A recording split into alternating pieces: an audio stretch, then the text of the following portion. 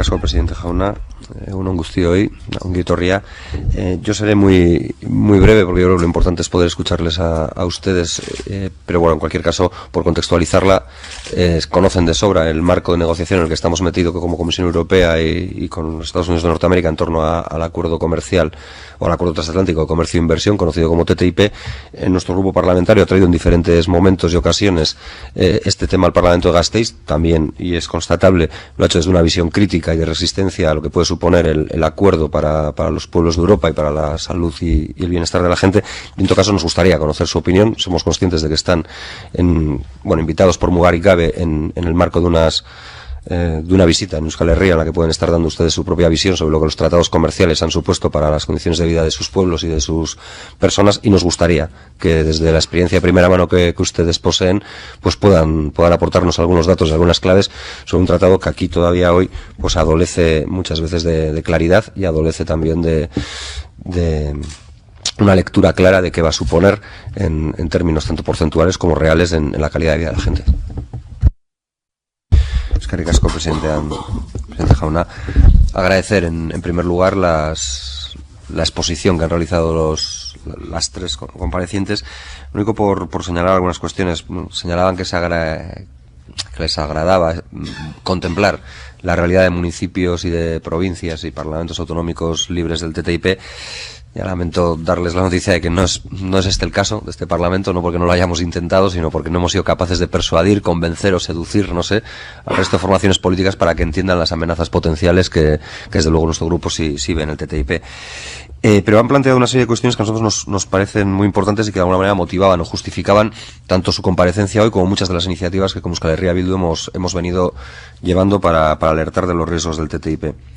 Hay un elemento que siempre se sitúa y es el de las hipotéticas ventajas que va a traer el TTIP. Hipotéticas ventajas basadas en la creación de empleo y en la capacidad de internacionalización. Ustedes las han situado bien. Nosotros hemos planteado en numerosas ocasiones que a la luz de la experiencia que ya arrojan realidades como las que ustedes nos han detallado, fuéramos hacer una aproximación real a lo que podía suponer de creación de empleo y a qué tipo de empleo se podría crear. ¿Ustedes creen que sería posible hacer algo como esto? A nosotros se nos ha dicho que no, pero igual en virtud de su experiencia pues pueden arrojar alguna línea de intervención que sirva incluso para aquellos que todavía creen que el TTIP puede arrojar más ventajas que incertidumbres o desventajas. Porque sí que creemos que cuando existe ya una línea de intervención muy tasada que delimita muy bien cuál es la función y el rol que cada uno asume en ese acuerdo, que no es entre iguales, por la dimensión del partenariado, de los socios, pues sí podemos ya aventurar qué tipo de empleo. Y ha señalado una cuestión que sirve para el TTIP, pero sirve para todo. Nos han señalado que en México, por ejemplo, el comercio aumentó, y es verdad, que sería el equivalente a el crecimiento económico en las sociedades actuales se da, pero que aumentó la precarización, la precariedad, que sería el equivalente a crecemos económicamente, pero cada vez hay más pobres en nuestra sociedad. Entonces, nos gustaría que nos explicaran cuál es el papel que juegan estos instrumentos o estos artefactos de última generación comerciales en la consolidación de un modelo económico que no busca ya la consolidación, la erradicación de la desigualdad, sino la consolidación de márgenes de crecimiento económico, asumiendo como daño colateral, supongo que es una palabra muy de moda, la existencia de pobres y la existencia de bolsas de exclusión cada vez más creciente. Si pudieran, nos gustaría. Han señalado otro elemento que también nos parece muy importante, porque buena parte de los debates que hemos tenido aquí ha salido, que es el de las pymes. Yo comparto la visión positiva sobre el movimiento cooperativo vasco, seguramente tiene matices, pero es verdad que en comparación con otras experiencias es positiva, pero me gustaría que, en función de la arquitectura legal de la Lex Dura y de la Lex Mercatoria que en el TTIP se consagra, en qué grado de vulnerabilidad podrían quedar las cooperativas con respecto al actual, donde no hay nada aparentemente que les impida comerciar con nadie, donde ese nivel de protección que los estados puedan tener a través de los aranceles no ha impedido, como se ha señalado en más de una ocasión, que esta comunidad autónoma tenga a Estados Unidos como uno de los países principales de exportación, fundamentalmente a través de las pymes y de las cooperativas.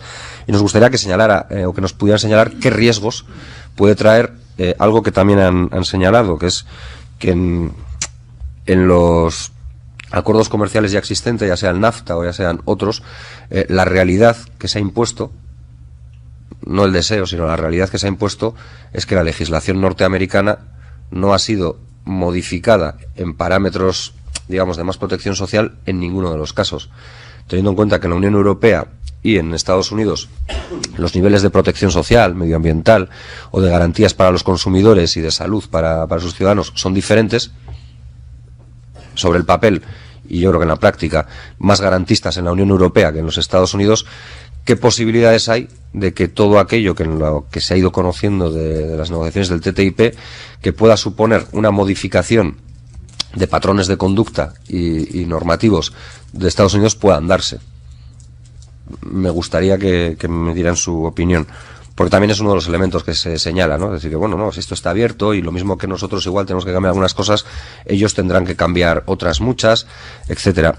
Bueno, todo esto, y es verdad, se dice en un momento en el que la comisaria europea Cecilia Malmström ha decidido suspender la sala de lecturas. Es decir, eran textos subjetivos que por lo visto algunos interpretábamos de una manera catastrófica, pero sin embargo la comisaria europea ha decidido que por si acaso esa interpretación no era tan catastrófica, sino más bien realista, que se suspende.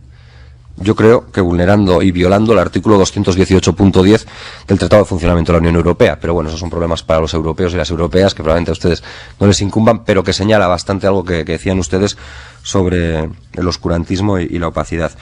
Y luego hay otro elemento que me gustaría conocer. Ustedes, aunque conozcan de manera muy profunda la realidad latinoamericana, creo que no son ajenas a la realidad europea y al rol que los países europeos juegan dentro del mercado global y dentro también del mercado europeo. Es decir, que no creo que abuso de su confianza si les pido que intenten trasladar la lógica del turismo industrial a lo que pueda suponer el marco de la Unión Europea.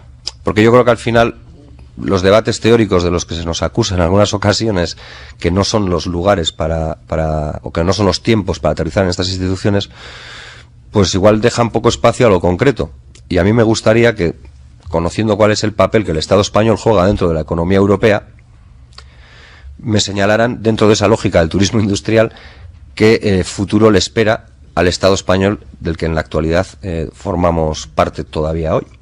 Porque eso también ayudaría bastante a que la gente entendiera que las bonanzas, que las riquezas y que las virtudes del TTIP, que a lo mejor alguna tiene, pudieran suponer para nosotros y nosotras pasar a ser, por ejemplo, la zona de maquilas de Europa. Ya, porque como pueden ver, pues ya este tipo de cosas genera... Ya. No, pues eso, que genera controversia, este tipo de cosas. Seguiré con otra cuestión. Ustedes han hablado, y termino ya, de un elemento... Son dos cuestiones. Hablaban del valor de estas instituciones, y hablaban del valor del cooperativismo. De hecho, hacían una lectura compartida de ambas, como valores de un espacio... Yo voy a seguir insistiendo en esta línea porque veo que molesta a algunos parlamentarios, y saben que yo...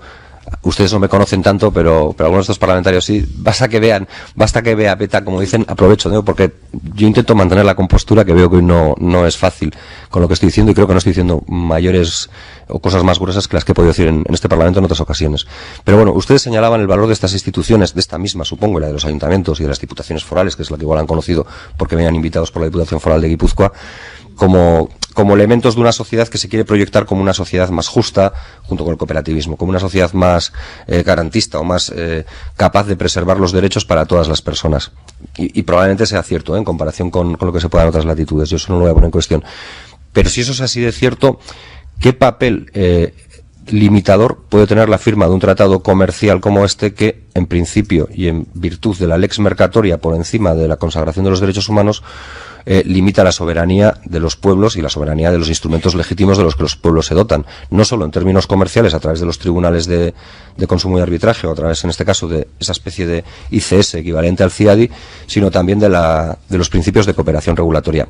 Me gustaría un poco, porque al final, más allá de la lógica ideológica que nos mueva a cada uno, seguramente sí que estamos todos y todas de acuerdo en la necesidad de preservar nuestros instrumentos de autogobierno como garantía de nuestra capacidad para disponer de las mejores políticas para la gente que vive y que convive con nosotros y nosotras, ¿no? Entonces, sí me gustaría que si tan positivo se ve, se me señalara qué riesgos puede suponer la aplicación del TTIP para ese papel que se le da a las instituciones.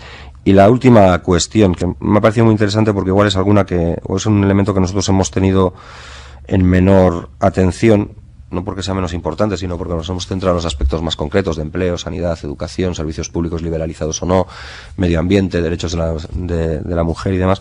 Pero usted nos hablaba de la disgregación del tejido social. Sí nos gustaría, si fuera posible, que nos hiciera un cierto desarrollo sobre eso, porque tal como lo he interpretado yo, y igual estoy equivocado, eso nos dibujaría una sociedad menos comunitaria, donde el valor de lo común pierde más peso en valor o en virtud de la actuación individual ante un Estado que cada vez es menos capaz de poder interpretar y administrar recursos, porque estos ya dependen de una supraestatalidad que en este caso es transnacional. Entonces, si pudiera, sí que me gustaría que nos hablara de los efectos claros de las disgregaciones del tejido social. Tabesterik es mi esker. Eskerrik asko. Bueno, se señalaba una cuestión que yo creo que es evidente y que es cierta, que ningún tratado comercial ha sido transparente.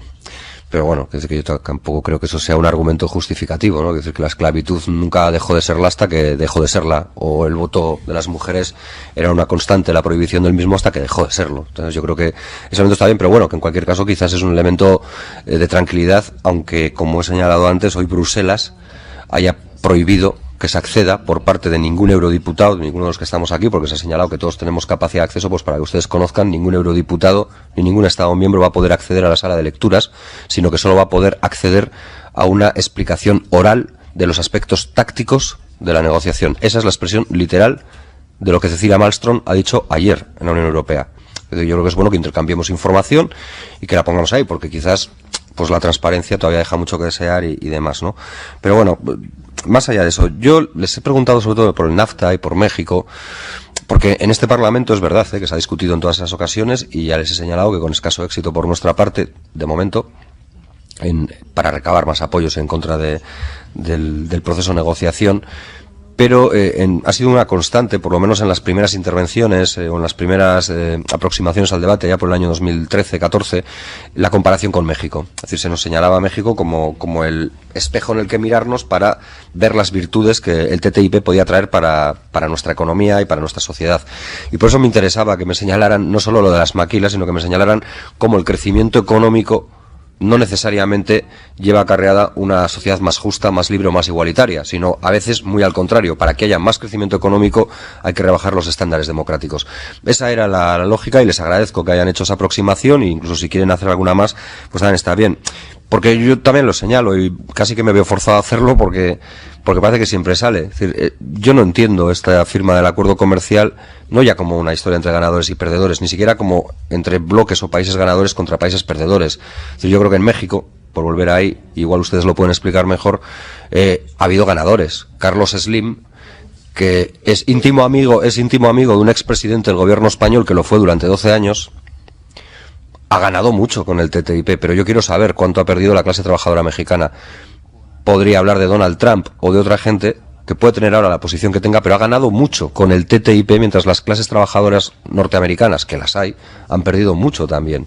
Por lo tanto, a mí me interesan esos datos porque rompen ciertos debates que desde luego no son muy racionales, que es esto de, uno, por su ideología, tiene que ser furibundamente antiimperialista, que lo soy, y anti-yanqui, y ya de ahí el encasillamiento es fácil. No, yo quiero que me hablen de la depauperización de las condiciones de vida para los estadounidenses y para las estadounidenses, que hablen, porque además yo creo que también ayuda por intercambio de información entender que con independencia de donde te pillen la franja de países menos privilegiados con la firma de este acuerdo comercial, no debe ser muy bueno y no debe ser muy evaluable en términos de victoria por países o por estados esta historia, cuando en Alemania, que probablemente le pillaría en la zona buena del acuerdo, la contestación social y la movilización está siendo más fuerte que en ningún lugar de Europa.